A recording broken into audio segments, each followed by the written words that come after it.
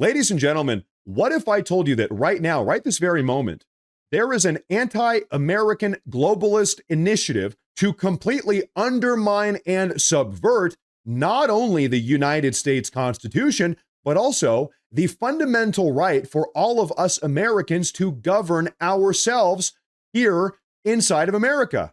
They hate that. I know it sounds absolutely crazy, doesn't it? But well, guess what?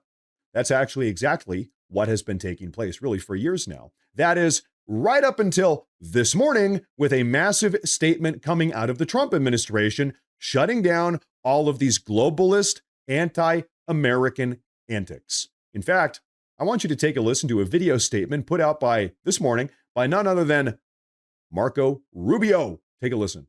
For 250 years, Americans have governed ourselves as a free and sovereign people. We choose our own leaders, we determine our own laws, and when we're accused of a crime, we stand for judgment before a jury of our own peers. Yep. This is the essential and indispensable feature of our form of government. It is the foundation of our shared way of life. But today, powerful people in faraway places want to take that away from us. They believe that they should be in charge of your laws, of your country, your life, and they don't care whether or not you agree. Halfway across the world, there's an institution that calls itself the International Criminal Court. Maybe you've heard of it, maybe you haven't. But chances are you don't know the names of its judges, of its prosecutors, or its president. And you shouldn't have to. But as we speak, the ICC and its friends are waging a war against our country, not with bullets or missiles, but with statutes and compacts and the force of so-called international law. When the ICC was born 24 years ago, they told us that it was merely a narrow backstop, a global court that would step in to prosecute only the gravest offenses, things like genocide and war crimes, and only when a nation's courts were unable to prosecute them on their own. But the truth is, it was something far more radical and extreme. It was a global tribunal staffed by unelected globalist bureaucrats who claim their power is almost unlimited. The danger of this global court has only continued to grow. Today, it threatens every aspect of our political and legal system. Border Patrol agents removing violent criminals from our country, American Marines risking their lives to defend our homeland, prosecutors working to dismantle terrorist plots to attack and kill Americans. If we stand idle, all of them would be at the mercy of foreign judges thousands of miles away, facing the constant risk of prosecution and even imprisonment for the so-called crime of defending their own country. The American people never agreed to any of this, and they never will. Read the words of our Declaration of Independence. We fought a revolution against a foreign power, transporting us beyond seas to be tried for pretended offenses. Independence is our birthright. We will never let foreign bureaucrats take that away from us. This administration will not sit by as the ICC and its allies seek to threaten our people. If they believe they can deprive us of our sovereignty, we will teach them the full meaning of American resolve. Ooh, that is a bombshell mic drop moment. Now, folks, beautifully said. Here's the thing. I kid you not, but this very international criminal court, the ICC, it's located over in The Hague in Netherlands.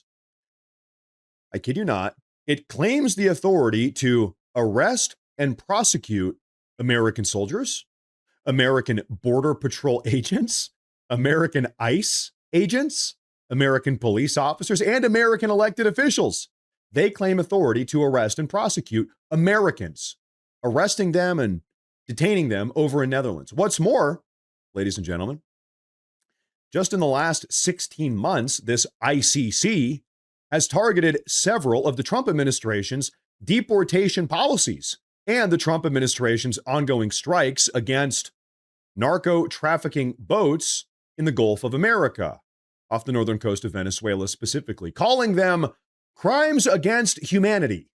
That's how the ICC characterized these actions, meaning that as far as the International Criminal Court in the Netherlands is concerned, anyone involved in carrying out these America First policies, such as enforcing our border or blowing up narco trafficking boats, anyone enforcing these America First policies, according to the ICC, belongs in a Dutch prison cell, rotting away for life, or maybe executed, who knows? Pete Hegseth, Kristi Noem, Marco Rubio, Trump himself, J.D. Vance, all of them belong in a Dutch prison cell, according to the International Criminal Court, the ICC.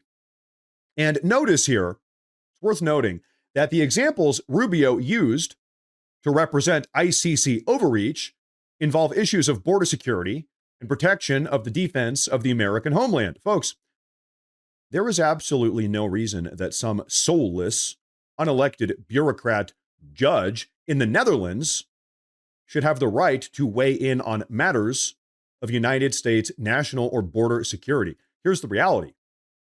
The ICC is not bound by the will of the American people and is therefore, as far as I'm concerned, totally and completely illegitimate. Who cares what they have to say? What's more, let's just be honest here. This entire European Dutch notion of international law is really nothing more than an absurd fiction designed for one and one exclusive purpose only, to undermine and to cripple the United States of America. I want to show you something here. As far as I am concerned, living here in reality, you want to know what international law really is, for better or for worse. Let me show you a photo of what international law really is.